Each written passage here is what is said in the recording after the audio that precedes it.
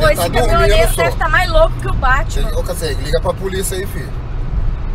Esse cara vai acabar fazendo merda aí, ó, vai matar um monte de gente. Não, você liga pra polícia outro. Olha. Calma.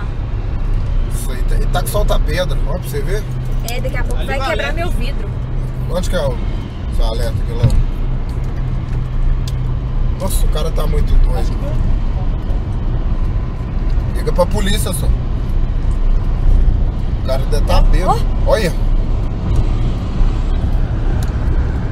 Nossa, o cara tá ruim demais, coitado. Só que quando tiver uma reta, você vai e tenta ultrapassar, mas não ultrapassa agora não. Não, você é doido. E do nada ele joga pra cima da gente. Acabou, meu filho. Acabou. Não fica depressa, não. Onde é a barreira? Tá longe. Olha, ó. Nossa. Mantém distante desse cara. Tinha que ver a barreira e já acelerar. Aí, como é que passa uma merda dessa? Quando ele for pra lá, você vai. Não, calma. Grava a placa, tá gravando a placa dele? Na hora que ele for pra lá, eu passo. Vai. Pera aí, não, você volta. Aí. Calma. Agora nós vamos acelerando e fala na barreira. Nossa, você tá chapadão, filho. A BMW passou longe, filho. É. Tirou.